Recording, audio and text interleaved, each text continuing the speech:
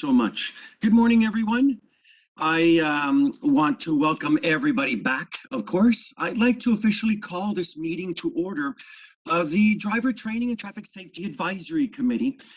Today's July the 14th, and it is 10:01 a.m.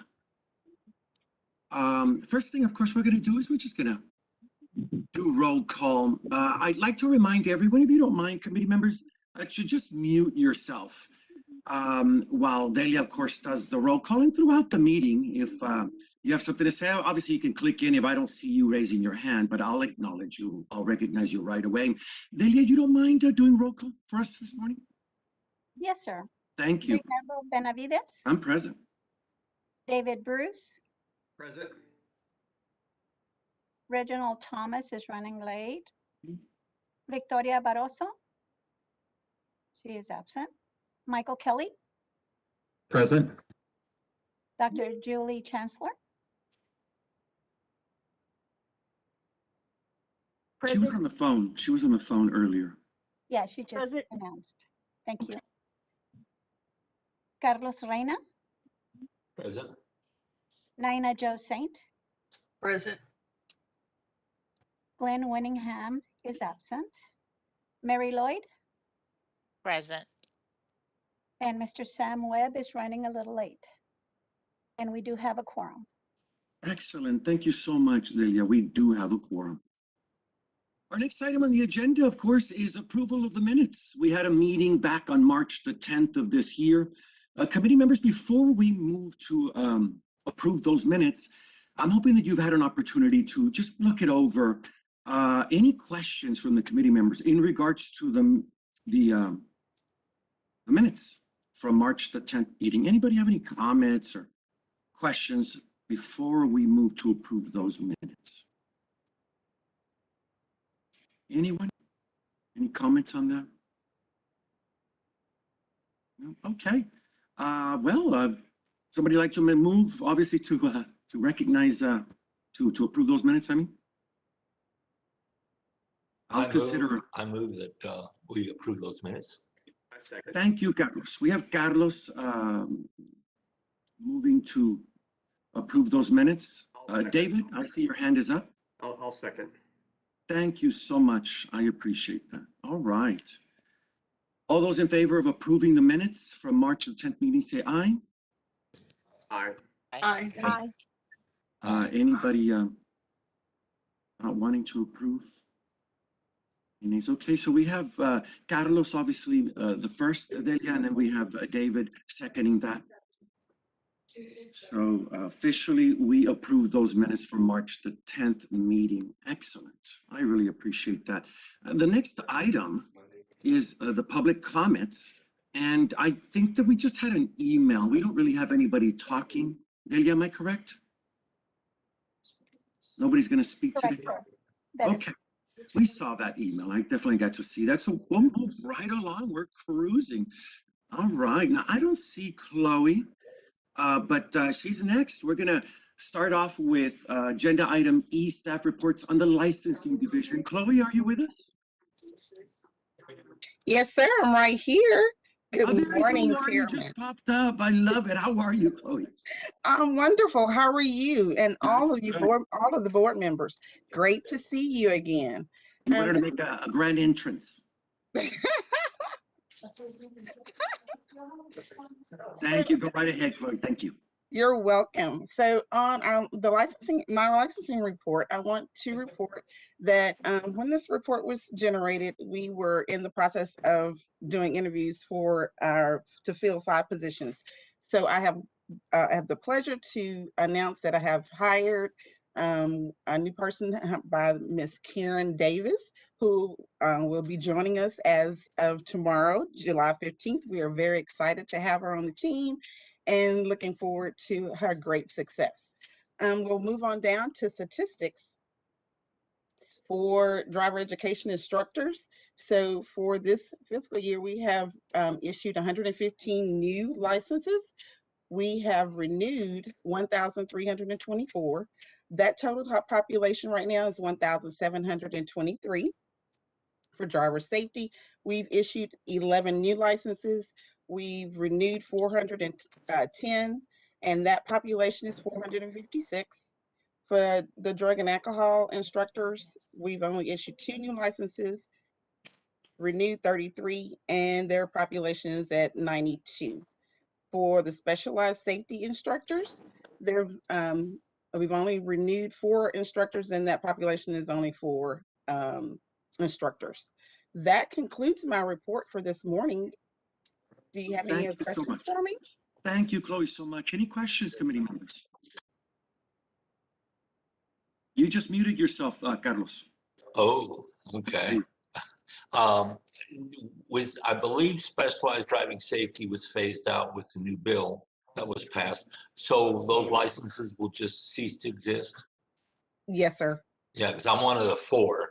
Okay, so it just means one less continuing ed and so forth. Okay, okay, thank you. You're welcome. Thank you, Carlos. Anybody else have a question for Chloe? Thank you for your presentation, Chloe. We appreciate it. You're welcome. Thank you so much. We move on to item number 2, Customer Service Division. This is Tuan Nguyen. Are you there with us? Yes, I'm right here. All right, thank you. All right, good morning, advisory board members. So my name is Tuan Nguyen. I'm the customer service manager for this program. Since the last time we met, looks like our contacts for this program is pretty average, and we had a slight peak in March, and then things kind of stabilized down. Compared to last year, our volume is definitely a lot lower.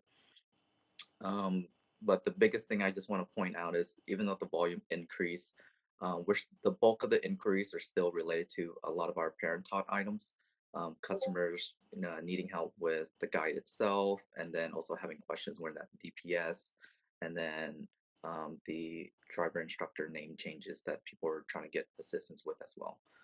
Other than that, for personnel updates, we are still trying to fill for our customer service rep 3 positions. Our director Trey Seals have retired since the last time that y'all were here, so our executive team is working to fill that position as well. We also have a quality training performance analyst, also moving on to another position within the agency, so we're gonna be filling for that position as well. That's all I have. If you have any questions for me, I'll be happy to answer. Thank you, Mr. Nguyen. Committee members, any questions? For our Customer Service Division. Great work, sir. Thank you so much. We really appreciate that. You guys are the front lines there with the customers. Thank you so much. All right, we'll move on to agenda item E3. This is the Enforcement Division. Natalie, Oliver, are you with us today? Yes, I'm here right now. Can you hear me? Yes, absolutely. I apologize. There's a lot of videos that I can't see. So there you are. You just came up. Thank you so much. The floor is all yours. Well, good morning, presiding officer and advisory board members. My name again is Natalie Olvera. I'm a prosecutor in the Enforcement Division, and I'll be presenting the enforcement's report to you today. First, we have some personnel updates for you. We have some 2 longtime TDLR employees that have been promoted. Lisa Grant, who has been promoted to legal assistant supervisor in the prosecution section of enforcement, and Rosemary Potter, who has been promoted to senior legal assistant, also within the prosecution section. Enforcement has also gained 3 new attorneys, Sarah McKinley, Rachel Sashad, and Hunter McKinley. They will be filling the vacancies created by promotions within the enforcement division. And now on for some stats in the program. For fiscal year 2021 up to May of this year, the department has opened 57 DES cases. Approximately 11% of the DES cases result in any type of disciplinary action. As a quick reminder, a disciplinary action is a final order that's either issued by the commission or signed by the executive director. There's a few different disciplinary actions. First, we have a commission order, and that comes from a case that went through a hearing at the State Office of Administrative Hearings and subsequently went through before the commission for the final decision. Then we have a default order, which comes after a notice of alleged violation is issued and respondent has not responded to the department at all. But of course, before a default order is issued, a respondent has been warned of the outcome of a default order multiple times. Next, we have an agreed order, which is when the department and the respondent settle a case based on mutual acceptance of the violations listed in the order and they both accept the penalty attached with that order. And a license can be revoked or suspended in any of these three previous orders mentioned: the commission order, the default order, or an agreed order. And then an informally resolved case can mean a few different things, such as a case was closed for insufficient evidence, a warning letter was issued, a complaint was withdrawn, the prosecutor and respondent came to an agreement, which could include anything, a refund was issued, and the complainant was satisfied with that outcome. There's a criminal history evaluation, applications, renewals, reviews, and possibly a business is closed. So far, DES violations that have resulted in disciplinary actions so far, there was an order, again, it's an order issued against respondent, were for unlicensed schools and for certificate issues. And I'm available for any further questions on the material that I've presented. Thank you so much, Natalie. I appreciate that. Committee members, any questions for Ms. Olvera? Great stuff. Really good. Real quickly, I do want to, of course, congratulate those that have been promoted. We have Lisa, Rosemary, Sarah, Rachel, and Hunter. Fantastic. Congratulations to all of you on those promotions. Thank you so much. I appreciate that, Natalie. Thank you. Great report. Thank you. Moving on to agenda item E4. This is the Education and Examination Division. Michael Strong. Good morning, presiding officer and members. Michael Strawn, I'm the manager in education examination. Here to give you our statistics for the month, or for this reporting period. The first section you see here is all of our course provider applications, renewals, and also school application renewals. And across the board, we've remained very consistent in FY21 as to compared to FY20. Almost pretty much static across the board for all of those. If we go down though, and we look at the next section regarding emails, it is significantly higher in 2021, as you can see. In some areas, 2 to 3 times higher in the number of emails that we've received. That is due to a large number of influx of schools that had closed during this reporting period due to COVID, other hardships that have come through. It really increased the amount of students contacting the department, seeking records, questions about how to proceed, transfer to another school, along with the schools generally inquiring about the nature of how to conduct their business throughout COVID. Any updates to guidelines, we post those on our website. Of course, people always still want to reach out to us and have that conversation, but it has significantly increased the workload on our staff, and they've answered that call, and they've done a commendable job during that time. Moving down to current projects.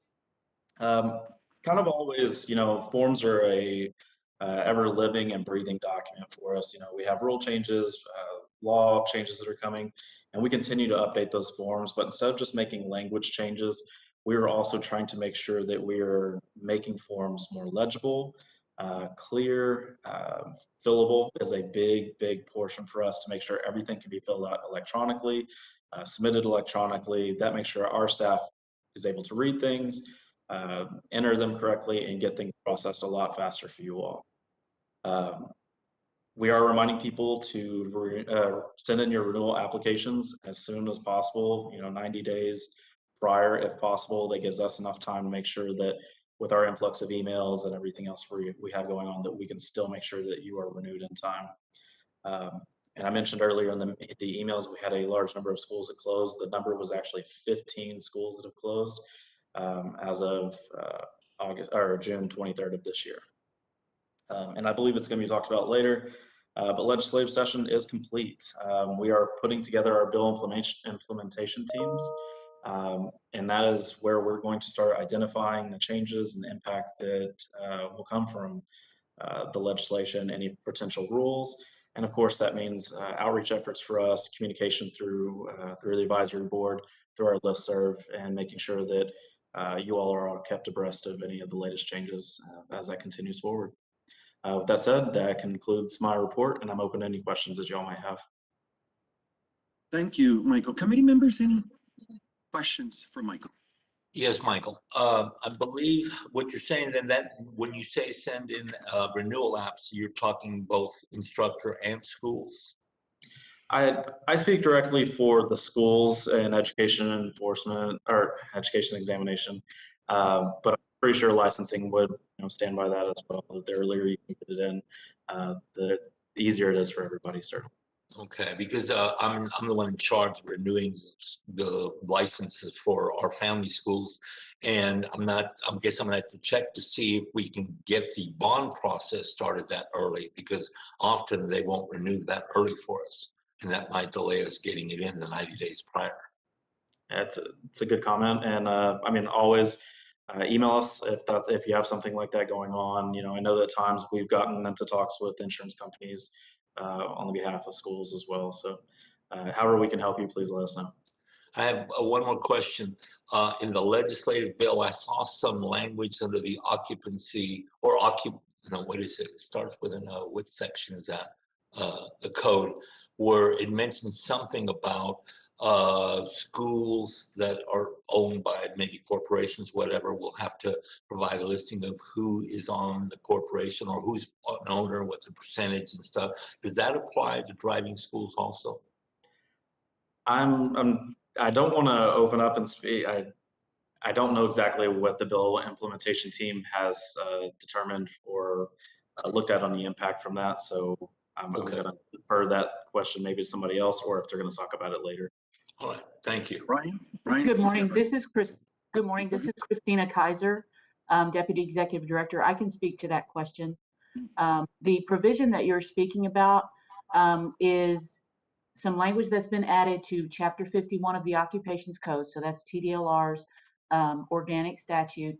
And it allows us, if we, as an organization, our commission chooses to do that, to adopt rules that would require reporting of business relationships and associated parties with business entities that we regulate.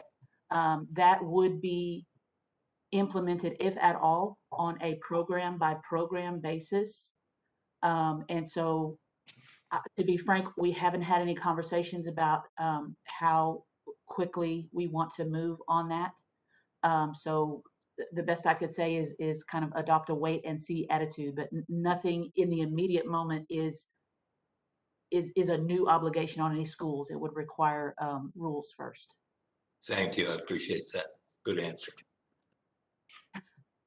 Great question. Thank you, Christina. Thank you. Any other questions for Michael, please? Anyone? Michael, great presentation. Appreciate it. Thank you, sir. Thank you so much. We'll move on to the next item, E5. This is the Field Inspection Division handled by Manager Fernando Reyes. Good morning, Advisory Board members. My name is Fernando Reyes. I'll be providing the Field Inspections Advisory Board report this morning. It's great to see you all, first of all. I also can't wait to get back into person and with each one of you individually. I'm going to go ahead and kick off the report. We do have our statistics. Keep in mind that, of course, we were in a pandemic, and we were at the time during our last advisory board developing a virtual inspection process that has revolutionized the way we do inspections and the way we communicate with the licensing body of the DES program. It's helped us to get out there faster, better, and provide efficiency and quality and really bring more value to it during this time. We explored that option and it really helped us out. So the current projects kind of coincide with the statistics. As you all know, we suspended our inspections in March 2020. And we did test those. We did several tests. We ran into pros and cons about virtual, about using different platforms, from WebEx to Google Duo, to Teams, iPhone Face app. So we do it all. We try to get everything, encompass everything, and get the inspection done really at your convenience. So we went through that. We wrote procedures for that. And that was back on October 30th of 2020. As of May 31st, we actually opened up back to on-site inspections, but we don't want to put away that tool that we have with the virtual inspection process. So we utilize it still quite frequently in our inspections. especially with those folks that are in rural areas that have DES schools that we can't really get to if we don't have an inspector close by. We really try to focus that too. Also in the first 24 hours, if we can notify of initial school inspection, we can contact those school owners, set them up for a virtual, really quick and painless process, and we can usually get it done within the days. So that has really been a great tool that we utilize frequently. Back in April, we went ahead and opened up all the counties, removed COVID restrictions for on-site inspections. But again, I want to emphasize that we have fully welcomed this virtual inspection process and field inspect. All of our field inspectors, with the exception of a few, are doing these virtually, not only in DES, but in other programs as well. We've expanded it to our cosmetology when we needed to, and different aspects. Even our schools, our barber and cosmetology schools. So this has been a great tool for us. And again, ever learning. When the next, God willing, there's not a next pandemic or a disaster or something, we can utilize this tool fairly quickly. That concludes my report. If you guys have any questions, I'll be happy to answer. Thank you. Thank you so much, Fernando. Anybody have any questions? Committee members? Anything for Fernando? Great report. Thank you so much, sir. I appreciate Mr. that. Presiding Officer, Mary Yes. Winston here. I just wanted to acknowledge that Mr. Reginald Thomas has made it into the meeting. Thank you. So he has arrived. Thank you so much. I appreciate that. Thank you. Hey, Reggie. Can't see him yet, but I'm sure he's there with us. I also saw Mike. Aris Mendez. How are you, Mike? Thanks for joining us. Thank you, Chairman. I appreciate it. Good morning, everybody. I am here, just trying to get my screen together. This is Thank you, Reggie. Great to have you. Thank you, sir, so much. We're going to move on. Do we have any questions before we proceed to the last item that we have on the staff reports? Anybody before we move to the next one? All right, we say the best for last, of course. This is our own executive director, Brian Francis. Mr. Chairman, committee members, Brian Francis, Executive Director with TDLR. The truth is, I've not attended too many advisory board meetings. I've had a lot of support from Christina Kaiser and David and Mike covering these meetings, but I was not going to miss this meeting, knowing that as a body, this will be the last meeting that you have, and I wanted to honor the work that y'all have done. So we're going to do a tag team on this particular report. I think Christina's going to start off with COVID. I'm sorry, David's going to start off with COVID. Christina's like, I'm not doing COVID. So Dave will start off with COVID, then Christina, Mike and I will then jump a little bit on just the legislative session, and then Christina and I will tag team on bill implementation. So I'll turn it over to David Gonzalez. Thank you, Brian. Good morning, Presiding Officer Benavides. This is David Gonzalez, Licensing Services Deputy Executive Director. Good morning, board members. We do appreciate the work. Y'all know what y'all put in for the work that goes into rulemaking and all the processes that we have to establish. So thank y'all for y'all's dedication to this program and to helping us get this work done. COVID-19, we've not been immune to the impacts. I'm not going to rehash all of the previous details from previous COVID updates. Y'all have heard a couple of them, but I'm going to summarize a few of the significant points and try to bring us up to the present. So we did have to shut down certain divisions, our finance division, mailroom, licensing divisions. We've all been affected by positive test results and had to go to different iterations of how we get our work done, whether it's hoteling space, social distancing so that we're not on the same floors. All of these things have impacted the way we were doing our work and has created some backlogs along the way for some of our programs. Most significantly, our mailroom and our licensing division, of course, and of course, the turnaround times were affected. All of our efforts to provide relief from these challenges, we tried to communicate via our webpage. So most of our communications have been posted on our website. If there's anything that was related to a governor's waiver or things that we were able to do, like an emergency license extension. We have done what most organizations have done throughout this pandemic. We just adapted along the way and tried to communicate as much as possible. In fact, if possible, we tried to over-communicate the information so that our customers were not left in the dark. That can be difficult because we can't anticipate all the questions from our customers, but we tried what we could do to get the information out on our website. Some of the experiences and lessons that we learned have expanded our capacity for service. including examples like this virtual advisory board. I think y'all would agree that there is some benefit to not having to travel to Austin, see our traffic, that if you wanted to participate, but you had a conflicting meeting the following day or the same day, you might be able to do so if you can do so virtually. We've also increased our capacity in the way of inspections. Most of the time we're doing in-person inspections. With COVID, we had to limit some of our interactions, but those virtual inspections that we were forced to kind of explore have proved pretty beneficial and something that we'll probably carry on way beyond the pandemic. Other things like limited staff outreach efforts and the inspections not being in person, those are things that we're going to be increasing the numbers as the rest of Texas opens up, is open for business. Obviously, as herd immunity increases, we're going to have some more comfort level and ability to get out there. But the staff outreach is something that we've taken pride in the past and want to make sure that we're able to attend those conferences or speaking engagements that help with the communication with the public. Most importantly, the emergency license extension authority that we had to pursue through our commission and is the authority of our executive director extends through September of this year. So some of the backlogs we had with our licensees, these licensees were actually getting 120 days automatically tacked on to their end of their license. If there was any delay in our part, it was alleviated by that 120-day extension is what our hope was for those backlogs. That actually extends again through September. You can see it on our website on the very main page. You just click on emergency licenses and it gives our public the information. So that's a brief run through of what we've done and where we're at. Fast forward to July of 2021. We are just trying to make the best of the lessons we've learned. We are still requiring our staff, this is internally, to do wellness checks before we come in. I had to go online and tell everybody that I'm not I don't have a fever, and I'm feeling good. We still actually at the North Campus have to wear masks in the common areas, and we are strongly encouraging that at EOT as well. So still trying to keep some of the protocols in place that have kept us safe and minimize the safety issues for wellness. As we see increased vaccinations and get closer to herd immunity, we do expect an increase in our presence in the field and in the offices and at speaking engagements. We've also prioritized the safety of our staff, and we're going to continue to do so as we get closer to full, normal operating processes, if you will. Our executive office has given us some guidance, but they want every division to be able to benefit from the new lessons we've learned from the pandemic. So the guidance that we're providing is actually very general guidance, a 5-step process. We're telling all of our division directors that we want to be safe, that we want to be connected, we want to be strategic, we want to be flexible, and we want to be productive.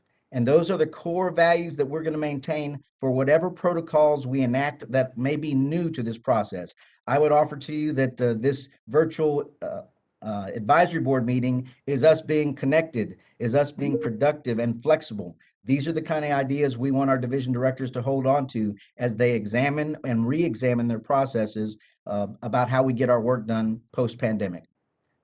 That's really all I wanted to touch on is we are getting our work done, whether we're working from home or working from the office like I am today. I just want to make sure that if there's something we need to hear, things that are falling through the cracks, that the public has the opportunity to bring those things to us, and the advisory board members have the opportunities to bring it to our attention so we can try and address it. Any questions? Yes, this is Carlos Reyna, if you don't mind. Have you all did an excellent job during the COVID pandemic about providing information on your website and what we needed to do and so forth. Have you added any new guidelines now that things are starting to relax a little bit? Because there is the issue, the variant that's coming out and supposedly increase in cases and so forth. At our schools, we're continuing the mask requirement and plan to do so in the cars till the end of the year, classrooms till September, but we might extend that because of these new increases in the cases. And we get some grumbling, but that's what we do. So if you want to come here, so have you added anything new with regards to either requirements or recommendations for driver education schools to follow? So, Mr. Reyna, I appreciate you bringing that up. We have these discussions on our regular executive meetings. Have there been any news releases or things that need to have us change our protocols? We are not giving out any additional information in that regard. In Texas, businesses get to make the choices. And at this point, your safety, the safety of your staff should be paramount. Anybody that wants to go to the schools, the way they participate, you have control over that. And that's actually, we believe, a good thing. If we get any new directives from the HHSC or the governor's office, we will be promptly putting it on our website. But at this point, masks are strongly encouraged. We're still social distancing. Again, we can't ask the questions of our staff, have you had vaccinations? It's something that we encourage. We even invited the vaccination people to come to our offices to help it. But at the end of the day, it's about herd immunity, making sure everybody stays safe, and we're trying to maintain those protocols until we get past the variant and any other guidance that's provided by the CDC. Brian, Thank am I you, missing sir. out anything on that? Thank you. Thank you, Mr. Rayner, for the question. Mr. Chairman, if we could, we'll bring up Mr. Aris Mendez to talk general legislative stuff and sunset stuff, and he and I will do that. And then Christina, you and I will finish up with bill implementation. Mr. Chairman, I feel like everything's being formal, him calling me Mr. Aris Mendez, so I'm not used to that. But I do just kind of want to touch generally. I think that, of course, as you know, we just came out of our general regular session. They're currently in special session, and you can probably read the news and find out what's going there. I don't want to delve into that part. But I think in regular session, we had a good session. And when I say we had a good session, we had our sunset bill pass. And to us, that was a huge win on our part. And so we never have to go through this again, at least for not the next 12 years. So we did get the 12-year extension, and we are now in existence for 12 more years. So that's a great thing for us. So, you know, ultimately at the end, when we had discussions towards the end of session, that was what we were talking about. It was like, ultimately, what are we after here? And ultimately, we're after getting our sunset bill passed, and it happened. So we're pretty proud of that. Session was a little different this year. For those that kind of go to the Capitol during session, I think you probably felt some of it. I know that we saw Nina there several times. She may be able to attest to the fact that it was somewhat different this year, and the COVID protocols that were put in place, being tested prior to going in, you know, having a band on there in order to be able to enter into some of the committee rooms and stuff. So it was a little different. We look forward to having some type of a regular type session, maybe the next in 2 years, kind of going back the way it was. So you miss out on a lot of the interaction that takes place with other individuals that you see in the hallway and meetings and things like that. So, but overall, it was a really good session. I think that we received our funding, which was good. We received the additional monies for our Texas licensing system, the additional $2 million, which will help us to get near completion of the licensing system. So that was a great thing that happened. One of the odd things that happened to us that we were not used to is that we actually had the LBB call us and ask us, do you need anything else? Do you need money for fleet? And our response was like, yeah. And so we submitted that back in, and we were fortunate to be able to receive some fleet money as we have begun to expand, as you know, through our inspectors, investigators, and people going out into the field. We have found that there's a need to have a fleet in our inventory. And so now we're moving in that direction to be able to get that implemented. So I think that out of the one thing that came out of this in our sunset bill was these virtual meetings, which I'm sure that Brian and Christina Kaiser will go a little bit more depth into. So I'm going to leave it there because I think I want to leave the good stuff for Brian to be able to talk about. Mike, thanks a lot. That was a great presentation. It looks like Nina may have a question. Despite what Mike said, this was I would agree it was an interesting session, especially when everybody decided to not have a quorum at the end. But this is one of the sessions I did not make it to Austin. I did everything virtual. So if Mike saw me, it was a ghost. That's where I saw you. Yeah, I saw you virtually then, I guess. And so forth. But yeah, it was a slow starting session. It was.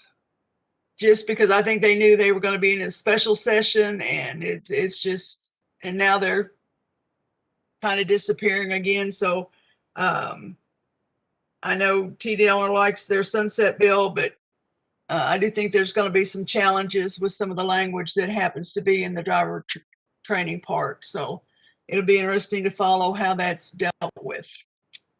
Yeah, I fully agree with you, Nina. I think that we've had to kind of delve through the verbiage and the language in the sunset bill and exactly what that's going to do, the impact it's going to have overall with the agency. I tell you, the biggest thing that we had was the 12 years. That was our biggest thing. And so we're pretty proud of that. So that at least gives us 12 years to try to figure out this language. I appreciate that, Mike. Agreed. And Nina, you definitely were missed this session. It was odd to go to the tent, to get the bracelets, to stand in line, to have the spacing in the hearings. And then towards the end, it was every person for themselves. And now all of a sudden you're lined up within 6 inches of everybody. It was just a very, very different rhythm to the session. I'm going to segue and I'm going to turn it over to Christina, and we'll start talking about bill implementation because, you know, that is the issue that's in the room. And that's the thing that's going to impact this industry for the next 20 plus years. This sets the tone for how we go forward. So Christina, I'll let you start, and then of course I'll chime in. Good morning again, Christina Kaiser, Deputy Executive Director for Regulatory Services. Good to see you all here today. So as you probably are aware, when the legislative session is going on, TDLR is tracking a whole lot of bills that relate to the various programs that we administer and just the relate to state agencies in general. During the session, we were monitoring somewhere in the neighborhood of 300 bills, and around 50 of those passed. And so now we are moving into the business of bill implementation. And that process starts with the assignment of bill implementation teams, which are made up of staff. Typically, they are a collection of staff from divisions across the agency who have the expertise to address the various issues that have to be handled in order to implement a bill. Some of the things that the bill implementation teams will do, they will work on rule changes. They will ensure that any rule deadlines that are established in the legislation are met, which is challenging in some cases because some of those deadlines are pretty tight. They will make sure that internal operating procedures and policies are updated and forms if needed. And they will also make sure that all of these important changes are communicated out to the regulated industries. Brian has appointed, at last count, 28 distinct bill implementation teams. Out of those 28, 11 of them are responsible for various parts of the sunset report. So clearly, you know, in this legislative cycle, sunset brings us our biggest lift in terms of implementation work. There is one bill team that is devoted exclusively to driver education and safety, and that team is going to handle not only the sunset changes, but also other bills that were adopted that relate specifically to your profession. Brian, did you want to jump in there? Yeah, let me jump in a little bit. So, you know, I think at the House hearing, the driver education industry showed up en masse for as much as you can mass during the COVID moment. But they were they were probably the most prominent group speaking at the hearing. And they made it very clear that they had concerns about the language in the bill. And those concerns were listened to on the House side. It got modified and a study was going to be placed in. As Michael Kelly knows, he's a legislative geek. He loves this stuff. He knows that there's two chambers, and this thing is it's a puzzle, and sometimes the pieces aren't always in there, and there's definitely not corner pieces. It's a difficult thing to put together. We were on the second to last day for the sunset bill to be passed at all, and it came back and they put back in the language that we have in House Bill 1560 in Article 5. If you haven't read it, I would read it, and I would suggest that you read it 100 times, because this is our roadmap, Carlos. This is the game plan. This is the skeleton. This is the infrastructure that we're going to build our program around. It is not the program, but it is what we're going to build it off of. And when I say we, that is the collective we. That's the folks on this call. That's the folks in the industry. You know, whether it's my man Sam or Bill and everyone else that always steps up and provides their unadulterated input to help this program get better. What are some of the big things in there? I would focus on section 5.14. 5.14 is a game changer. It basically says there's no statutory number of hours for observation or behind the wheel or in the classroom. It starts from scratch. We've heard several times, since the program came to us, it should be 44 hours. Well, Milwaukee has 50 hours. It's only behind the wheel. You can only teach somebody how to drive by teaching them how to drive. Well, guess what? We get to wrestle with that beast, but we also get to set for Texas what we want and what we think is appropriate to make the road safer. That is a huge, challenging undertaking, but it takes the ball out of everyone else's hands and it puts it in ours. All these experts, and I know we've got the folks that can help us get there. So I'm going to tell you right now, do not wait for TDLR to say, what do you think? I'm asking you now. Do the research. Help us find out what the best number of hours are across the nation. Those states that have a lower mortality or fatality rate based on their educational programs. NINA has the connections to the national groups, but we can have real data-driven discussions about it. There's some other stuff in there that is going to make the rest of you follow suit with me and have your hair fall out. It's going to be challenging, y'all. There's some language in there that we will have to be extremely creative in figuring out what does that really mean. Okay, we know what this says, but what's the best way of implementing it?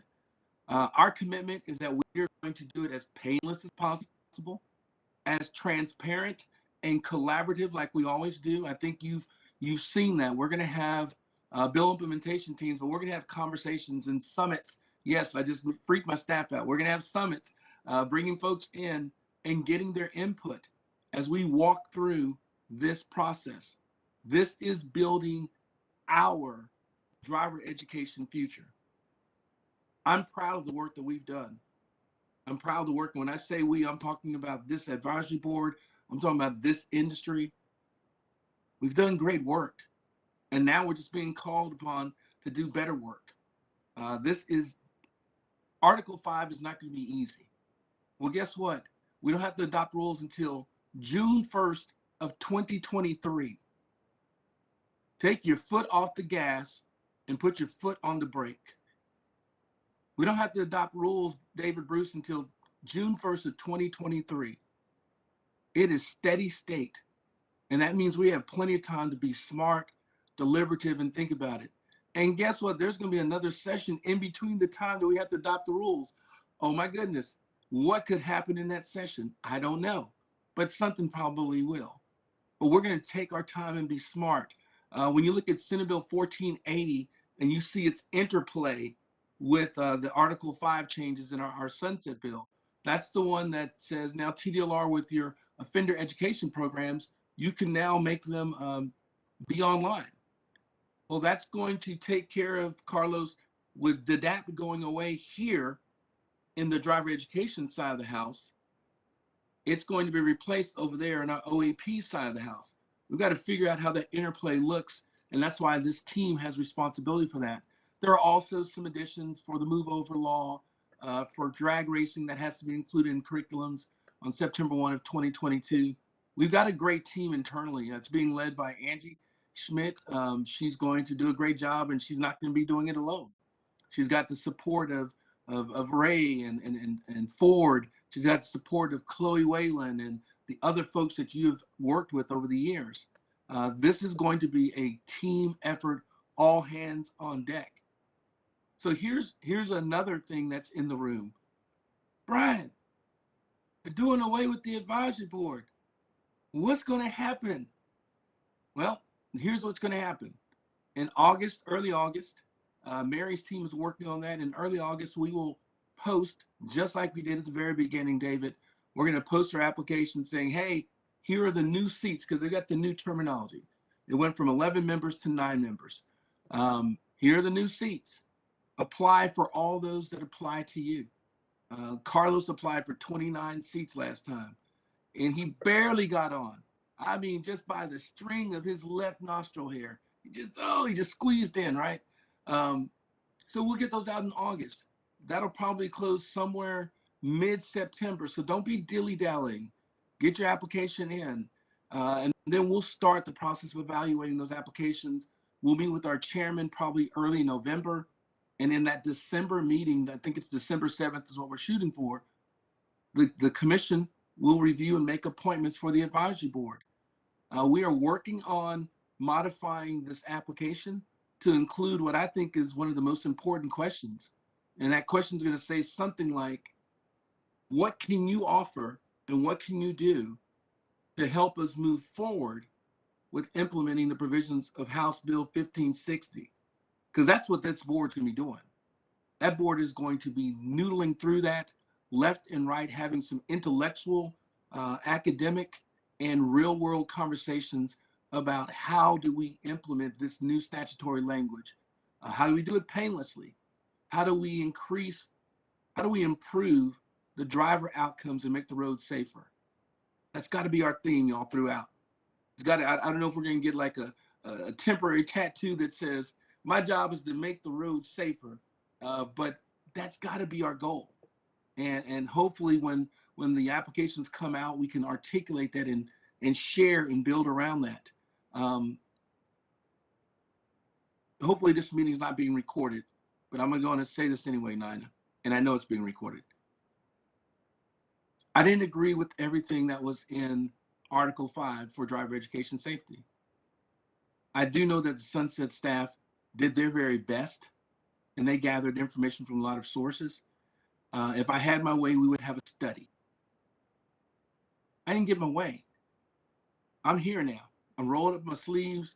I'm putting on the jersey that coach has given me. It's a little too tight around the midsection, but I'm getting out there on the field. I'm going to play, and I want you all to be just as engaged, whether you're on the board or not. Whether you are on this board or not, we need to hear from everybody in this process. So I am asking you, read the bill, read it with, oh my God, I can't believe you did that. And then read it through the lens of, okay, how can we make this work? How can we make this transition work? Because I had some reactions to it, y'all. I'm like, what does this mean? But now we get to decide what it means and how is it going to work? How is it going to work? June 1st, 2023 is when the commission is required to adopt rules. We are going to meet so much in between then and have so many conversations. If you have an epiphany at 2 in the morning, don't call me. But if you have one at 2 in the morning, send those ideas to us. Angie and her team are going to take all comers and all information on this process. The other thing I want to talk about was virtual meetings. Mike kind of hinted to that. With COVID, they waived a lot of provisions, basically allowing for these type of meetings to take place, particularly with policy boards. We were fortunate enough to have our Chapter 51 statute amended in such a way that it allows for TDLR to continue to have these virtual meetings for all of our advisory boards. That's going to help tremendously. Whether we do it for work group meetings, David, now you can you don't have to drive down, from Austin, get the room, stay overnight, go through your little old college haunts again, which aren't there anymore.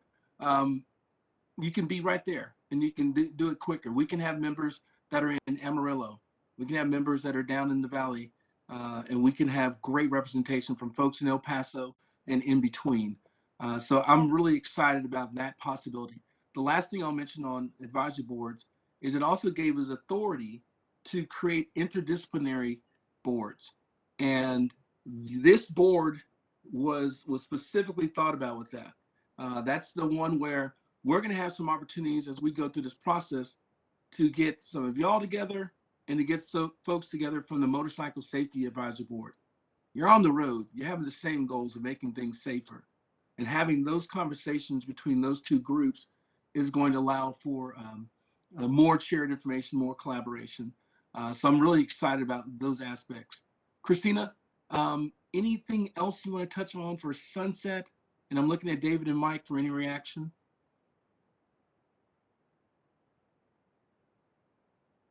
I was just thinking that, you know, when you were talking about reading the bill kind of with your mind as a blank slate, I was thinking about some advice that Brian always gives us. Give yourself multiple run-throughs before you decide what you think about it. And in addition, you know, when you're reading legislation, you're reading bits and pieces of a statute that have been amended. So keep the current statute, or in this case, statutes, plural, next to you so that you can see where those changes fit in and you can see the landscape around it. Because that, you know, that helps you recognize, okay, this 40% of my world is really not changing. It's just this part over here that I need to worry about. And then one final thing I would suggest is also keep next to you the Sunset Commission's staff report. Recognizing that not every single recommendation was adopted, a lot of them were, and the staff report helps for someone like me who always wants to know why, what are they thinking? The staff report gives you that sort of theoretical basis for what the Sunset staff was hoping to accomplish with the changes they recommended. Christina, thank you very much. Also, in very important news, I am now a grandfather. So I just wanted to share that. My grandson is 1 month old. So I'm pretty excited about that. He's actually in the house. He's downstairs. But you guys are my focus right now. I'm not distracted at all. Not at all. I can't promise you that it's not going to get difficult. This is going to be a tough lift. But I think the workout, you know, Carlos and Rick, that we've done in building our relationships since the program was transferred to us, we're going to build off of that. You know, Reggie came in and taught me so much about just the history of it. Nina and her experience, Sam's willingness to work on multiple boards. I mean, we've got a great group of folks here. We're going to call on you. We're going to call on you. You know, Mary Lloyd, we'll be working with y'all specifically in the Sunset Bill as it relates to the examinations. And we've got a chance, I think, June 1, 2023 as well, for entering into a memorandum of understanding that relates to the exam development side of it. There's a lot of moving pieces here. I just focused on the one that's in front of me, try to do the very best with that. But we are so open to your feedback and your experience. I was trying to get the numbers. When 1786 was being debated, Carlos, you may remember this, Nina's definitely gonna remember it. When it was being debated in the House, there were a couple of folks in the industry that were very, very aggressively against the program coming to us. And they said, if you move the program over there, people are gonna die. And that hit me so hard. I thought it was offensive. I didn't appreciate it. And then on the Senate side, if you move the program to TLR, people are gonna die. Well, the unfortunate reality, they do. But I've been following those numbers daily. And the work we've done in reducing the number of fatalities on the road has been, it's been exemplary.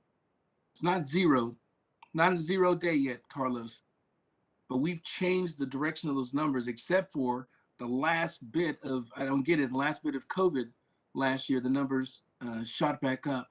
But we've made some differences and we've saved some lives. We're gonna have a chance to do that again, and how we craft this language and how we build those sections. 5.14, you focus on that section, a lot of the other stuff's gonna fall by the wayside. That's the core of what we're dealing with. How many hours behind the wheel? How many hours of instruction? How many hours observation? And that's where we create safe drivers. 5.14 is the crux of it. The rest of it's gonna distract us, but that's where our work really comes in. And Mr. Chairman, I'm available for any questions you may have. Go right ahead, Nina. Thank you. This night is Saint. So I guess my first question is, we've got some of the programs that were repealed in the bill. So is that a date also June 1st of 2023 that those will be repealed, or are they going to be repealed sooner than that? You broke up just a little bit, Nina, but those programs are still in effect until they're not. And so that's kind of that handoff I was telling you about with DADAPT. We're going to bring up the OEP program and stand it up before those DADAPT programs go away. And so that transition language, I believe, gives us enough flexibility to keep them alive until such time that we have something to replace them with. Right, but is there going to be a fee with those offender programs, which have already been paid by some of the DADAPT programs, and we get to pay again? I don't know. Okay. And you'll hear me say that quite often. I don't know, but I'm definitely going to try to make sure that we build the smoothest transition that we can, the least difficult and hairy transition. So, Nina, I don't know, but if we can accomplish that, and I'm not looking at any of my attorneys on the screen yet, but if we can accomplish that, then I want to do the low bar move on that. But if we can't, then we won't. But I don't know yet, but we'll discover it together. Okay. I know you mentioned Angie as on the driver training team. Is anybody, can you share who the other members are at this time? Yes, absolutely. So we have Angie, we have Ford, we have Caleb Potter, Shanesty, and Brian Bill, all from Education Examination. And we can shoot this to y'all, so don't feel like you have to write it down. We have Twan with Customer Service, Natalie Oliveira, that we just spoke to you from Enforcement, Tony Reed, also from Enforcement, Jeremiah Kuntz, who came over to us from Department of Motor Vehicles. He's now part of our government relations team. Delia Luna, because she just loves hanging out with y'all. Odie Martinez, she's part of our IT group. Derek Burkhalter is General Counsel. Chloe Whalen, Eric Beverly, used to be GR, now he's the Director of Field Inspections. Fernando Reyes, who you saw on the screen doing the report. And then, Nina, we have a group of what we call our consultants. And Mike Kelly's like, oh my gosh, you take me back to old home week. We have a group of consultants. These the folks I named first are the core members. I expect them to be working on this every day of their life. Every hour of their life, they should be working on this. The consultants are being spread across other bill implementation teams. Christina said I named 28. Well, the consultants have different roles. So we have Marg Sue Owen, who is part of our Office of Project and Process Management. She's a consultant. She's the one that's going to make sure that the trains move on time. Mark Gladney for our General Counsel's office is the GC consultant for this. He's also GC consultant for a couple of other bills. Fong Dawn is the IT consultant. What are the IT implications, programming, the things that we'll need to do as we get closer to that? Tila, who is our public information officer. Carlos, you praised the information and the feedback that you had during COVID. Tila, Mike Fickle, Josh, Kevin Harris, Doug Van Pelt, and a host of other folks were the ones responsible for keeping that information up to date. And it was not a simple task. She'll be the one that does the messaging for us as we go forward. Ray Pizarro is the director consultant. So Ray's got this high level thing, and David Gonzalez is the referee. He literally gets to break the ties. If there's a tie in this group and nobody can get along and figure out the answer, he's our exec consultant. He's got my proxy. He has Mike's proxy. He has Kaiser's proxy. David's the one that is the one that's supposed to make the thing all become harmonious. That's our bill implementation team proper. But there are other TDLR employees that are involved in this effort, but that's the team there, and we'll get that to y'all. Okay. And Delia will make sure we get that to y'all today. All right, thank you, because I want to be fair. I don't want to leave anybody out with my, because everybody's pretty aware that I've read the bill numerous times, so it won't be numerous and it'll be more in the future. I've read the Sunset Report and all their determinations.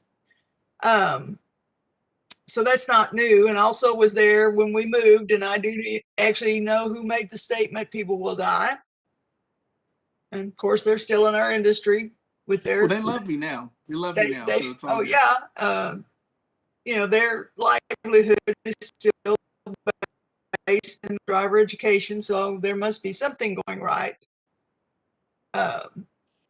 But do understand that, you know, for myself personally, I'm going to fight the battle up till the end, and the bill passed, and it's what we have to deal with. So now my position is this is what we've got, and we've got to go forward. But I always, whatever I'm doing, my focus is on the person we're presenting the information to. How can we best serve that person and the public to save more lives? And not have the crash rates go up. And I can tell you why COVID and the crash rate went up instead of down when there were less people on the road. There's actually been several research projects on that people felt the road was empty, let me go faster. Yep. And they did, and they crashed. But again, Brian mentioned I do have a national perspective. I'm on several organizations on national level. I work with the NHTSA, which is the federal DOT, and they always take a close look at this. But again, we need to structure, and I'm going to agree with you, Brian, something for Texas. Yeah. And what works here, because sometimes you want to structure things to the highest pinnacle, but it makes it unaffordable for our public to take advantage of that. So I think that also has to be consideration, and how we're going to put human trafficking in our course.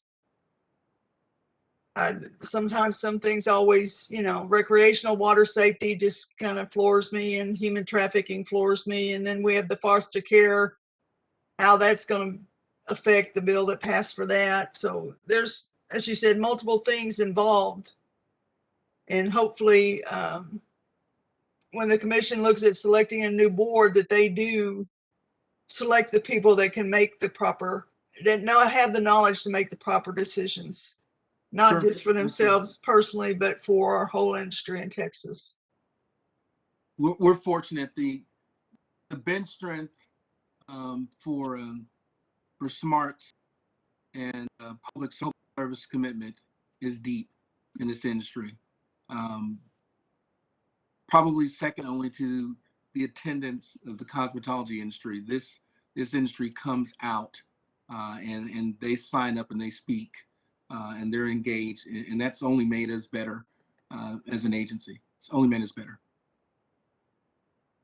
No, I'll stop there because I could keep ranting on, but I'll quit. Thank you. Thank you. This is Carlos Reyna. Oh, go ahead. I'm sorry, this is Julie. If I could kind of piggyback off of what Nina had said. Nina, if I could get your contact information later, I'd like to collaborate with you on some bit of research or anything that you might be doing or looking into that maybe we could conjure up that might be beneficial.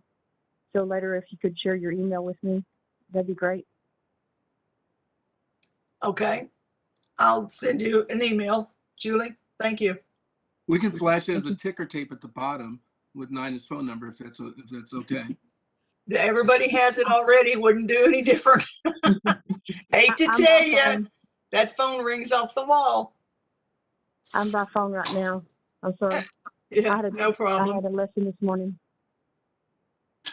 Brian, I want to first congratulate you on your first grandchild. I just had my first great-grandchild, bringing it to a total of 23 grandchildren and great-grandchildren, okay? So Christmas is something else and birthdays are a bear, okay? Get used to it, okay? I wanted to say first, the bill that passed, at first I went through the shock and awe and the disappointment of some of the things that happened. I'm over that. I'm also excited about the bill. There's a lot of possibilities to make things really better. Your comments about some things are left to our interpretation allows us to think outside the box. we get to set the standard. And it's going to be setting the standard for nationwide, not just for Texas. So for that part, I'm also excited. My one concern is the rules we have till you said 2023. Well, there's some things like instructor training and so forth that is being semi done away with and being allowed to be done by the schools. Dragging our feet on that just keeps us from training more instructors that this industry has needed for years. And so that kind of takes the handcuffs off us, okay?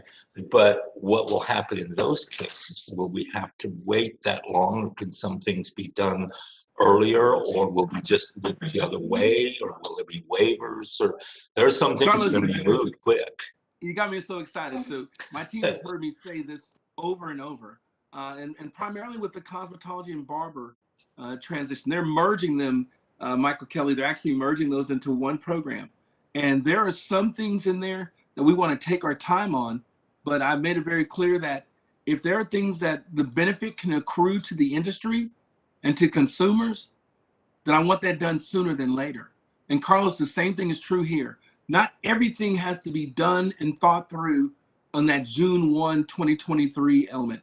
We may have some things that, oh my gosh, let's get this up by April of 2022. These sections are more critical, or these sections can really bring about a benefit to the industry. Let's don't wait for that. So we have that ability to bring things on. I mean, literally, it's like adopt these rules no later than, but they can be done in phases throughout that time period. And Angie and her team are definitely going to be looking at that. Thank you. That's why I shared Nina's concern over some of the changes, but I'd rather look at it through different glasses and think of the opportunities that we have to kind of set things the way we want to set them, because it's kind of left up to what we want to do. And for that, I can get real excited. Carlos, we have a meeting Monday, our BIT meeting. So we are going to start on that, prioritize what we can accomplish quickly and get that taken care of. I know Nina mentioned the human trafficking. That's really more about signage, not necessarily that you have to put it into your course. So we are going to talk about all that. We are going to have summits, as Brian said. You guys are the experts in the field. We know read the laws and rules. So we really need you guys there to speak up, especially on the part, as Brian said earlier, about the hours. We've heard 20 different ways everyone thinks it should be done, but we need to ensure that what we come up with makes drivers safe. I mean, I know we can't guarantee, but that's our top priority, is what will make a safest driver. So we are going to have those summits. We will send out the invites. It may be 2, it may be 3. We've had some in other programs, and they worked out very well. So stay tuned. We will be getting with all of you guys and on the summits. Mr. Chairman. Yeah, this is David Bruce. I'd just like to add, look, I'm thinking over the history of this industry and the transfers to TDLR. Look, I'm really proud of what the TDLR and the advisory board and the committees and the industry's accomplished over these last few years. It hasn't always been easy. It's been countless hours by your team and countless hours by actually many of the members on this board. But I look back and I'm proud of what we've accomplished as a group. We all haven't gotten along and agreed on every point, but that's the sign of a good advisory board, right? It comes from different viewpoints. But I will say that I think everyone has the same goal in mind, to make the roads safer. We might not have the exact same blueprint, but that's fine. I'm very disheartened, by the way, we hadn't had a day with 0 crashes, 0 deaths. It's I've got a 15-year-old daughter, and we talk about that quite frequently when I'm helping her drive in the neighborhoods to make sure she's safe. But I'm very proud of what we've done as a group. I too read the bill, as you would imagine, countless times. Have had the highs of reading it, the lows of reading it, and no one likes change, but maybe COVID taught us one thing: you're going to have to live with change. And I'm excited about the things we can accomplish. I think it's going to be a tough challenge, but I think if we all focus together and whoever's on the board going forward, there can be a lot of great things accomplished through it. So, you know, I too wish there was a study instead of the bill that was implemented, but I just want to say with the right group and the TDLR and their focus and the committees, I think the industry will be in good hands and we'll be in a good place.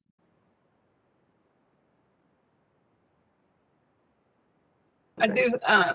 Sorry, I have another question. I'm full of them today. Is there any tentative dates for the meetings with the industry? The summits? Not yet, Nina. That's No, we something will that be discussing that on Monday when we meet with the team. And we have already done I'm some sorry, I research. missed. We will be discussing when we're going to schedule those summits on Monday.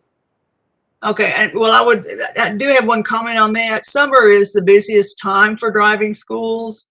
And so for someone to be able to, you know, release themselves from their summer schedule is kind of difficult. So usually during the school year, it's easier for school owners and so forth to be able to attend these summits. And I'd like to see as many people be available to do that and not try to overschedule something in the summer for our industry. We will definitely do that. Just my comment there for them. I echo that. I'm saying September 1st, hit the ground running. Okay. Right. And we know that's a busy time because of all the applications and the renewals and the, you know, students that come around. So we will not schedule anything until after September 1st. All right. Do appreciate that. Thank you.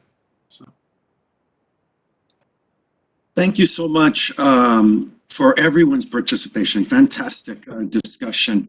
Brian, thank you.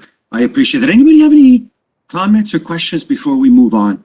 I would like to quickly just pause and recognize Mr. Sam Webb. Our committee member has joined us for the last 30-something minutes. I just wanted to let everybody know that he's here with us. Thanks for joining us, Sam. Excellent. Chairman Benavides, yes, Mary absolutely, Winston ma'am. here. Just wanted to note that we missed one item in the executive report. If the communication outreach statistics. Oh. Okay, so I'm just going to run through them really quickly. And this is just our unscientific but very, very important kind of study that we do. And we just make a note of the past 6 months of up until June 30th for our website. How many folks are visiting the website? How are they visiting the website? Currently for this program, we have a little over 17,000 visits to the website and this page for driver education and safety every day. 46% of those visitors do so from their desktop computer. 53% do so from a smartphone and 1% from a tablet. Those top reasons for visiting the site: searching for schools, instructors, or course providers. Secondly, parent-taught driver education, instructor designation services requests. Then we have parent-taught driver education, view status and download that PTDE program guide. Again, another parent-taught driver education program overview for our fourth reason. And finally, it is for frequently asked questions. So this kind of gets us to map out how the website is communicating to the public and those interested in driver education and safety. And that's it. Thank you. Thank you. Thank you so much, Mary. I appreciate that. Our next item on the agenda is item F. And before we move there, members, how do you all feel about a little break before we move on? Mark, I hope you don't mind. Members, anybody up for a break? Just raise your hand. Okay, yeah, let's take a 9-minute break and then we'll come back. We'll make it quick. I hope y'all don't mind. We'll be back in 9 minutes. Thank you. We are adjourned.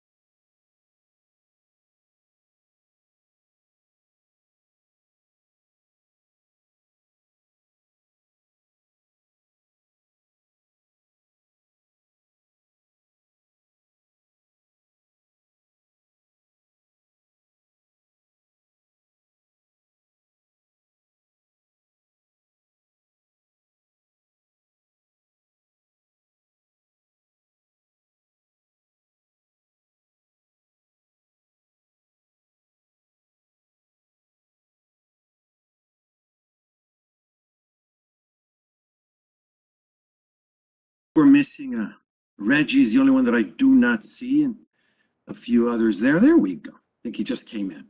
Welcome back, everyone. Okay, we are officially back in session with this meeting. It is officially 11:27 in the morning. Before we move on to agenda item F, any questions or comments before we move on to the next item? Anybody, committee members? How are we doing today? TDLR members? Okay, good. Good. All right, at this time, then I'd like to recognize our Assistant General Counsel. This item is discussion, possible recommendations on proposed new rules at 16 Texas Administrative Code, Chapter 84, regarding the driver education and safety program. Mark, how are you doing this morning? Very fine. Thank you very much. I was going to say, Mark, is that really your background? Is that a background or is that really your... It's a virtual one. I can't play the background I normally play because it's full of Packers stuff, and a certain person doesn't really like to see that. That's funny. I like it. It looked real there for a second. Very nice. The floor is yours. Thank you very much. Good morning, Mr. Chair and DES Advisory Board members. My name is Mark Gladney, for the record, with the General Counsel's Office, and I'm here to present agenda item F. This is a revisit of the rule package from the March 10th meeting where staff received unanimous authorization to publish this package. And we're doing this before asking for your recommendation to the Commission for adoption. Now, as a refresher, the proposed rules complete the implementation of House Bill 105. And they also implement a transfer of rule text that's applicable to required course content and minimum instruction requirements for driver training courses from Chapter 84 of our administrative rules. And we've created program guides for easier use by licensees. This rulemaking is consistent with the governor's initiative and department policies to simplify and organize rules for state licensees.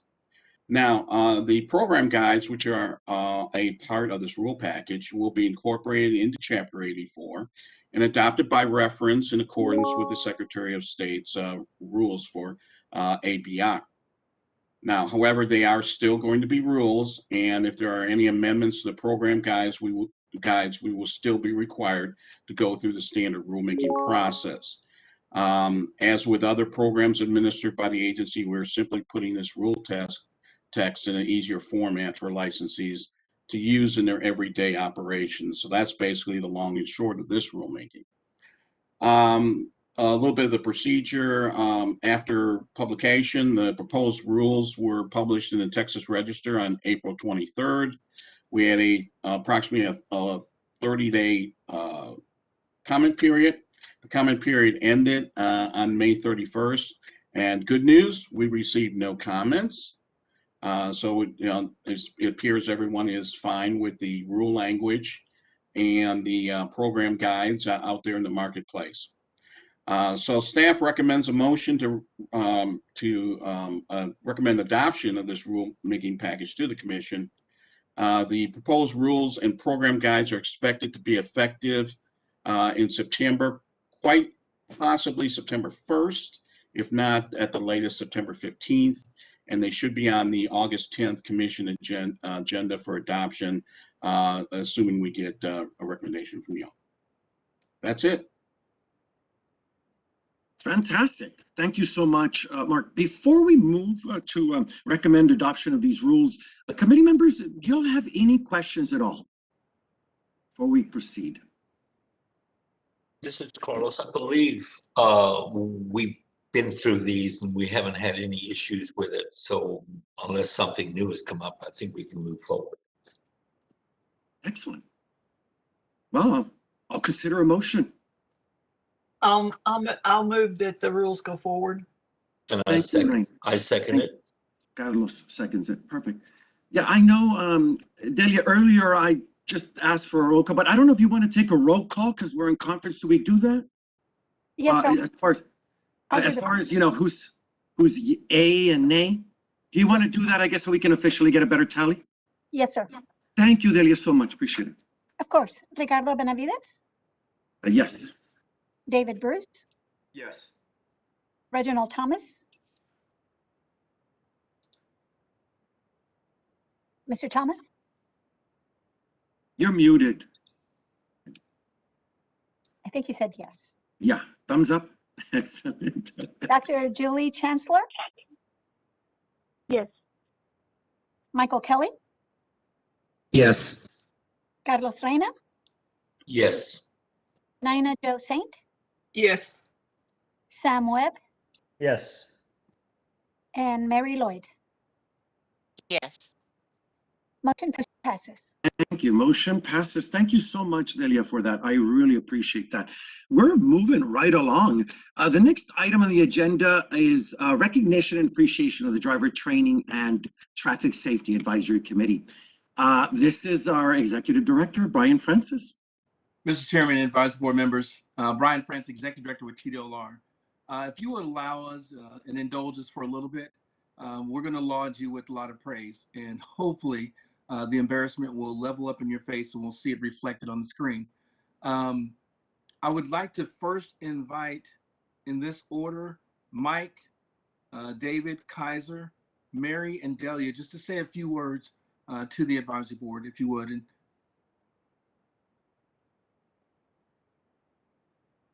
Chairman, advisory board members, I want to thank you for the service that you committed to the state of Texas. I think it's because of the work that you provided in the initial that we were able to, as Brian mentioned earlier, make everyone safer in Texas. There's still a long ways to go, but I know that everything that you're doing is providing for that. I look around at the individuals that are here, and I know that I was with you when we initially started this. And, I'm proud to say that I think this is a great board that we managed to put together. And it's a great board in the fact that you earnestly and passionately sought out to do what was best for the industry. And as was mentioned earlier, there was differences at time, but you all came together with a joint effort of ensuring that the streets and the highways of Texas were safer. And so for that, I want to thank you. I want to commend you, and I wish everyone could know the work that every one of you put into this. There's millions of people in Texas that are impacted by what you did. And when you begin to think of the enormity of that, that's huge. Millions and millions of Texans were impacted by what you did. Thank you. I appreciate you for all your service.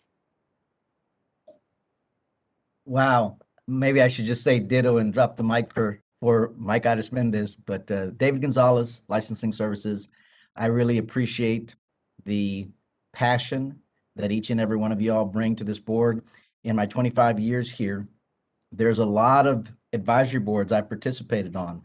The word that comes to mind for this group is engaged, because every single one of you all, I have seen the work put in, the thought put into it. Nina, you're exemplary, and in your study and review, you keep us on our toes. I want to say that this is what is supposed to happen at advisory boards, this kind of engagement. So congratulations to all of you for what you've accomplished. I would like you to keep the word engaged in the back of y'all's minds, because whatever we move towards, whatever the new board looks like, even if you're not on the board, engaged is still the word we need, because the public provides us input as much as anybody else. And y'all know this. I'm preaching to the choir. Mr. Kelly, take care, and hope to see you again soon. Mr. Benavides, ultimate diplomat in getting things done and facilitating meetings. Mr. Reyna, everybody, I really appreciate. So round of applause to this group, and I'll hand the reins over to Ms. Kaiser. Good morning again, Christina Kaiser here. David hit the nail on the head talking about your engagement. That is the thing that I always think of when I think about this group. You better not half step when you come in front of this advisory board, because they're going to pepper you with questions and they know their stuff, and you better be prepared. But I admire that. As a person who is in the business of having to get a lot of stuff done, I appreciate this advisory board for your commitment and engagement, to use David's word. I have fond memories, especially of Mr. Mr. Reyna, Mr. Benavides, and Ms. Saint, working with, when I was in the enforcement division, working with us in the work groups to develop the criminal conviction guidelines and the enforcement plan. We learned a lot about your industry through those interactions. And, you know, to you, it might have felt like an odd process or that you had a marginal input in the deal, but it was hugely valuable for us just to learn about your profession as we were putting those things together. And, you know, looking forward, you know, to what lay ahead. I appreciated several of the comments that were made today about, you know, looking at that in a positive perspective. And hey, if we can control all this, then let's build it the way we want it.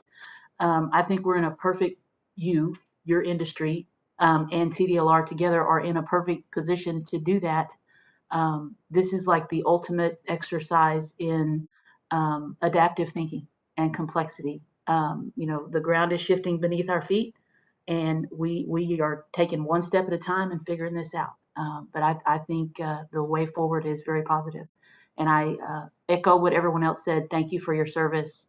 And I look forward to many more meetings. Thank you. Thank you so much, everyone. Any response, committee members? Well, not yet, Mr. Chairman. We've got a few more folks, and I know you're the chairman and you're used to running these meetings, but I'm going to take over just a little bit on this section here. Yes. Just a little bit. So let's go with Mary, Delia, and just then a Mark, few words. And Ford. I want to give you all an opportunity to speak as well. If you don't mind, Mr. Chair, thank you. Just a few words. The advisory board team works with TDLR's 30+ advisory boards day in and day out. It's what we do all day.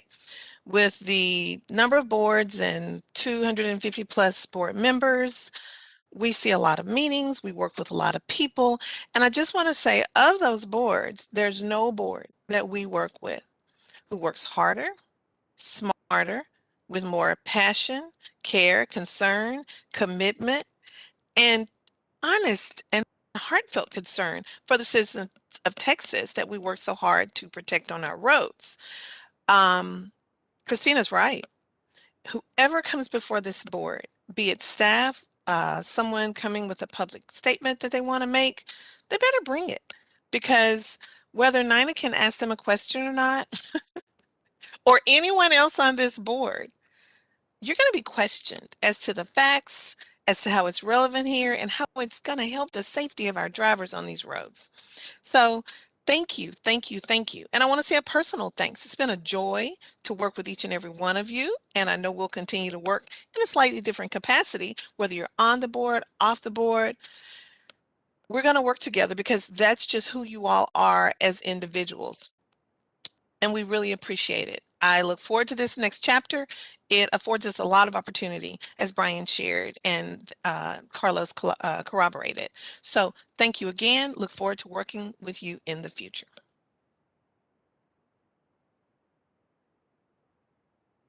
Delia? Hello, board, or committee members. Don't get emotional on me, Delia. Don't start crying. I know, I'm not going to. Okay. I want to ditto what Mary and the rest of our exec team has said. You guys are amazing. You guys, we've seen your passion about driver safety. It's very, very touching. I have grandkids that, especially my grandson, he will be driving here in the next year or two, and I want him to be ready. And thank y'all very much. Y'all have done so much, so much for this committee, for the driver safety, and we will always appreciate it. Thank you so very much. Y'all have been great. I hope y'all will apply when we have the new applications out, and hope to see y'all again. Y'all are great. Thank you, thank you, thank you. Delia. Mark, Ford, and Angie, I didn't mean to leave you out, and then the big mouth Brian will go. I would just like to say I've been with the agency for almost 4 years, and I've been with this particular advisory board for pretty much that same amount of time. And I like to echo basically what everyone else has said. I couldn't really say it any much better. Goodbyes are very difficult for me. It seems like the older I get, I get a little bit more emotional. But I really would like to thank this board. I didn't know anything or very much about driver education and safety when I first came to the agency. I worked at DMV for about 9 years, but I think they put me in here because I had that kind of background. But I have learned so much from you all. You have always challenged me. At times you've terrified me. At times you've frustrated me. But I know it's because you care so much about the safety of Texas drivers in the state. And I am so impressed with you and so honored to have worked with all of you. And I truly do hope that you come back to this board, because the state of Texas, it really owes all of you a great debt of thanks.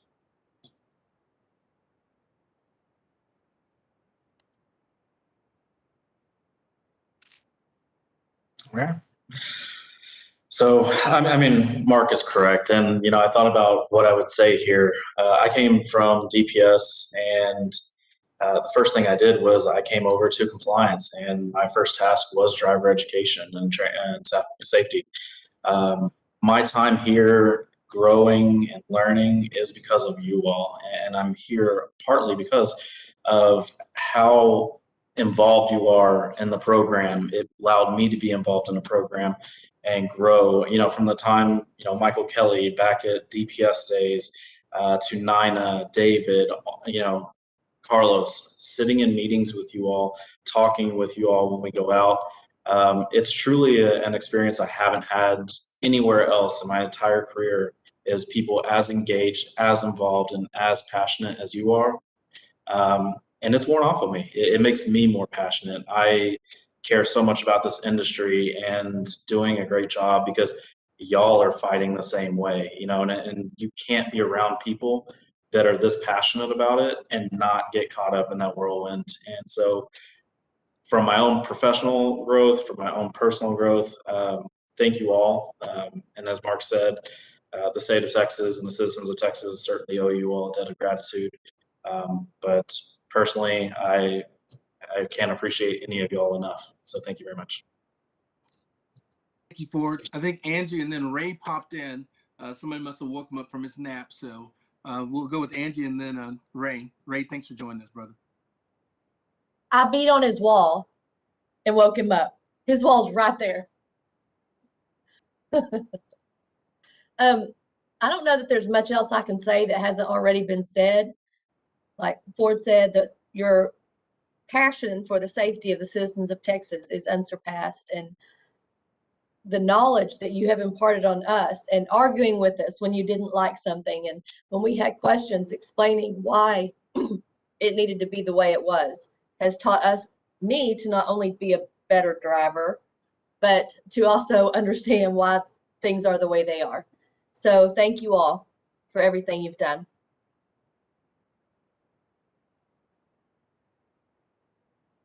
Hey guys, this is Ray. Thank you guys. I have to say, 6 years ago when we all met, and you remember the rooms and EOT and those long days that we've had looking at the curriculum rules, looking at all of the different things. It was very, very, there was a lot of work to be done. I can see everybody's face. It was just, we were struggling. We had our differences, but we always come together at the end. You guys have always had our backs in every meeting. Nina, you're always there, standing behind us, trying to push forward to where the industry needs to be and to bring the industry together in those face-to-face meetings that we've always had. You've always supported us on our charge, on what we had to do as regulators and how we work together. Carlos, you've always challenged us. Everything we've come up with, I was like, God, why did he bring that up again? That was good. He always has those moments. And although we may get frustrated, it was one of those things we needed to hear We needed to hear those things to make sure we're able to do the right thing and rule. And all of it, David Bruce, you've done the same. You're always not necessarily the silent one, but you always brought in those right time at the right time. You've always brought in those right perspectives, and we're like, wait, where did that come from? And it was really, really good. And Mr. Benavides, you have just, I have to say, this is probably one of the best run board. You've done such an amazing job, and you really keep the meeting going. You keep everybody on point. You keep those public comments on point, and you make sure everyone's heard and respected, and we all respect each other. And I think you've done just a fabulous job. Thank you all for doing what you've done. I look forward to seeing some of your faces in the future, and hopefully we can work some more on this. Thanks. Great, thanks a lot. Mr. Chairman, this is Brian Francis, Executive Director with TDLR. Just a few things I want to touch on. I've known Carlos and David Bruce for years. I remember meeting several sessions ago when there was discussion about moving the program to TDLR. And I gained a lot of appreciation and respect for both of them because they were always straight shooters. They were fair and extremely competent in their knowledge of it. Each conversation with them, it's a nugget. There's going to be some little wisdom that they're going to impart that makes me better and smarter for it. So I'm grateful for that relationship. Nina and Reggie, I remember meeting you two over there when the program was talked about coming to us in a different capacity. And wow, here you are on this board. And here you are making a difference and continuing to provide what is true to your nature, which is public service. You guys have given so much. My team always knows when I say guys, I say that's generic and gender free. You've given so much to the state of Texas, and so grateful for it.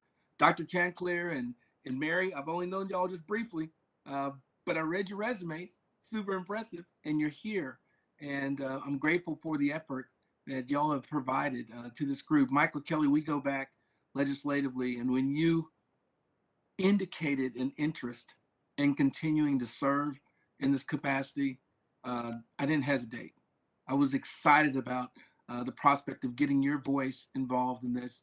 Your experience with DPS, your experience with government relations, your experience with rulemaking, your experience with TDLR, and knowing who we are and where our heart is, that we're not perfect. We're flawed individuals, but we go forward with passion and trying to do the right thing. And so it was important to have you as a part of this. And so thank you so much, my friend, for being a part of this. I've got to give shout outs to Glenn and Kevin Knapp.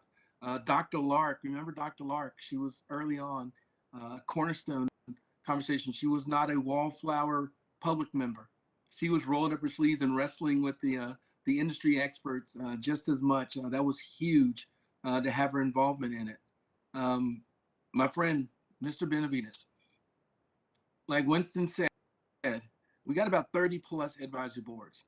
And since I've been here since 1999, I've probably seen 75, it's kind of crazy to think about it, but 75 to 80 different advisory chairs. You're definitely in the tops of that group. You are kind, you are compassionate, you are fair, you are smart, you are collaborative, you are a true leader. This is an unwieldy group.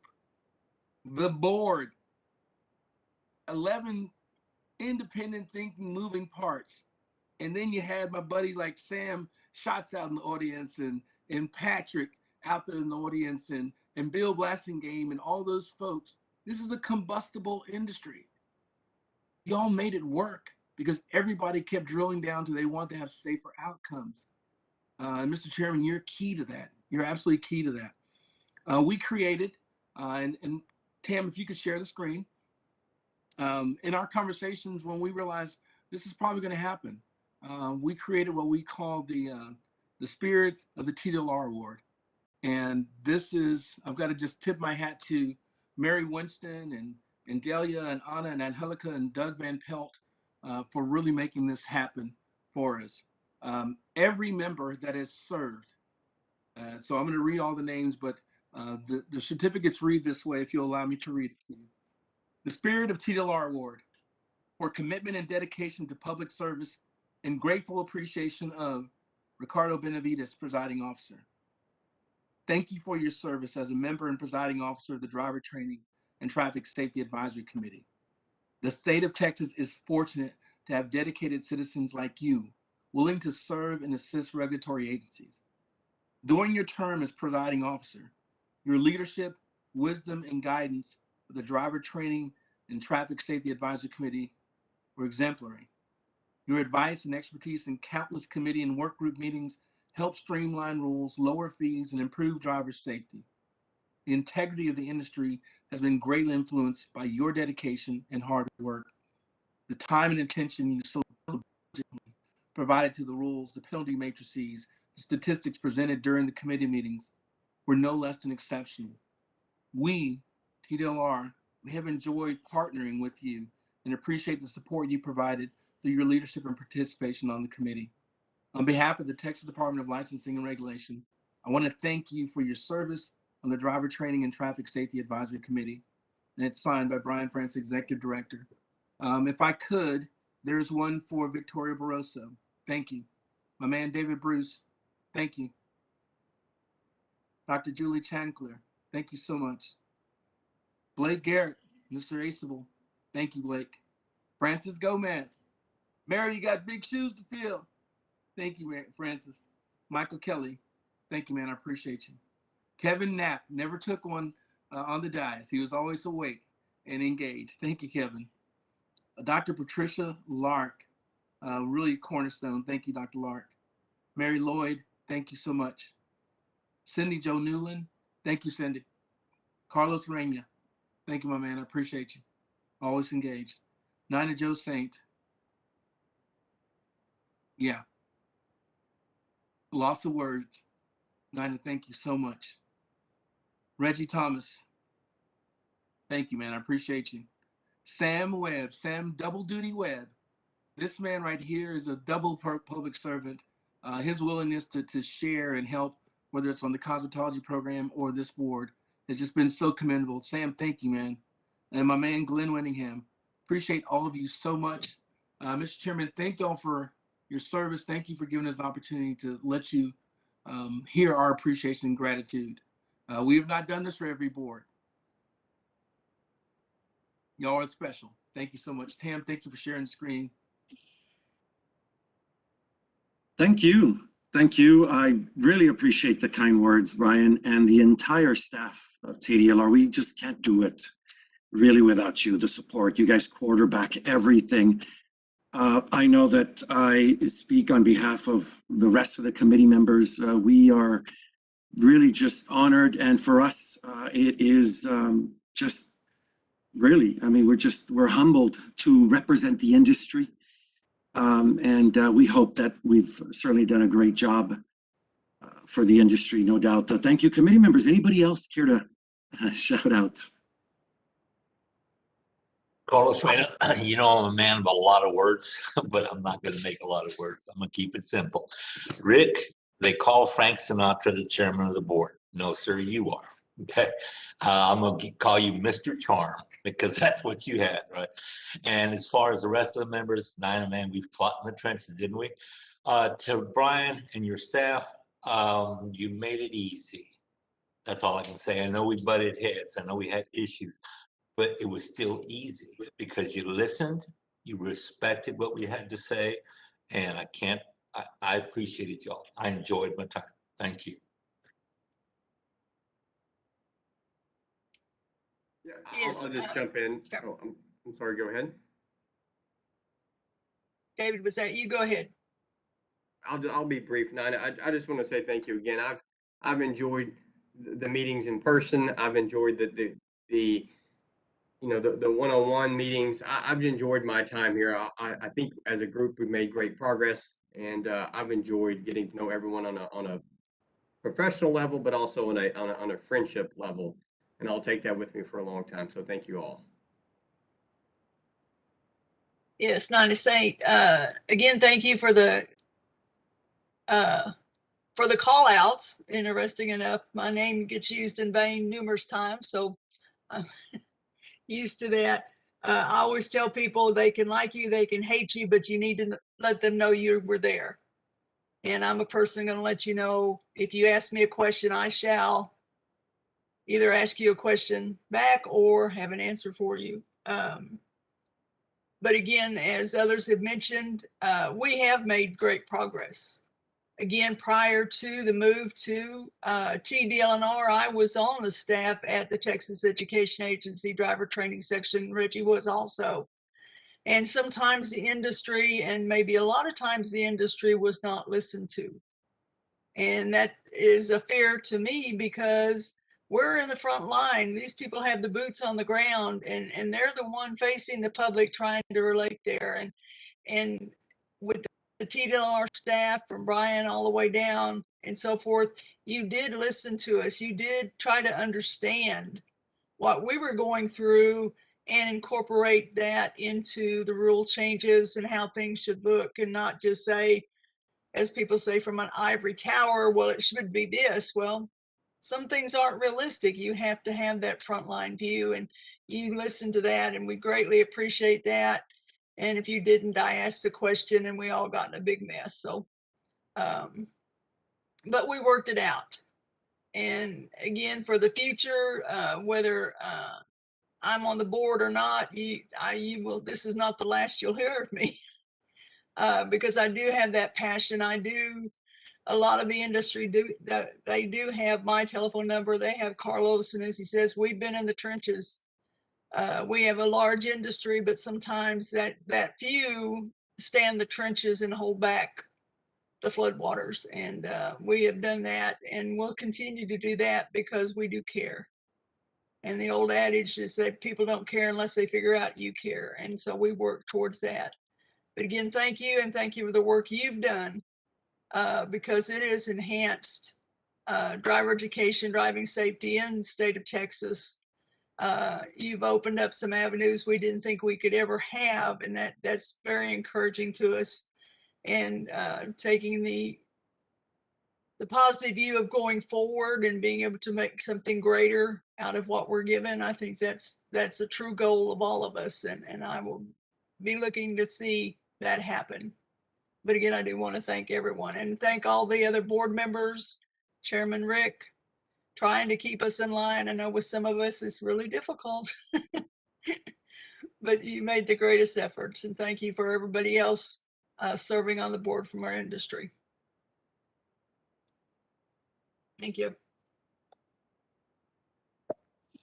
I want to say thank you, Brian, for the certificate and for the nice comments, and to the staff as well for all your comments. It means a lot.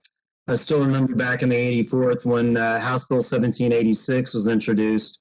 I remember talking to Brian, and I said, you know, you do realize we've got to do this right, because you're talking about people dying on the highways. Like this, we got to, if we're going to do it, we're going to do it right. And you were committed nonstop. And your first suggestion was, let's make sure we stay in touch with everyone in the industry. At this time, obviously, it was government relations, and we did. And I remember talking to all the various industry members, many of whom are on the board here now, to make sure that whatever was in this legislation would allow us to allow for rules and procedures that would improve traffic safety. And I do appreciate the fellow board members. I've enjoyed working with you, not only now on the board, but previously when I was at TDLR, to help us be able to do this correctly, because it's more than just about us. This is about the 29 million Texans out there who are on the highways at one time or another. And I just want to say thank you for your commitment to the safety of Texans.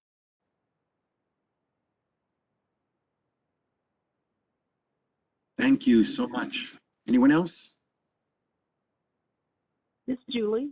I'd like to say I'm proud to serve on the board, and I look forward to making contributions as we go. And I love teaching. I love teaching the students, and look forward to implementing meaningful change and making the roads safer. And I hope by serving on the board, we can make those meaningful changes. And I love working with y'all.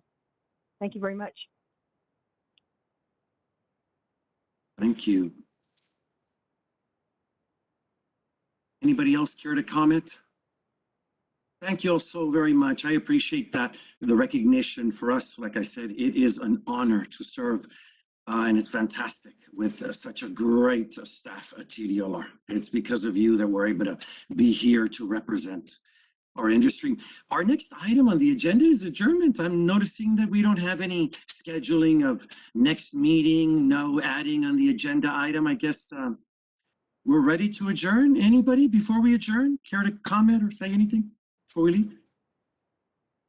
All right, so I think we are done. Thank you so much, everyone. You have a wonderful week. We'll see you, I'm hoping, on December. I think it's going to be. Appreciate everybody. Thank you so much. y'all. Bye-bye. Bye. No more.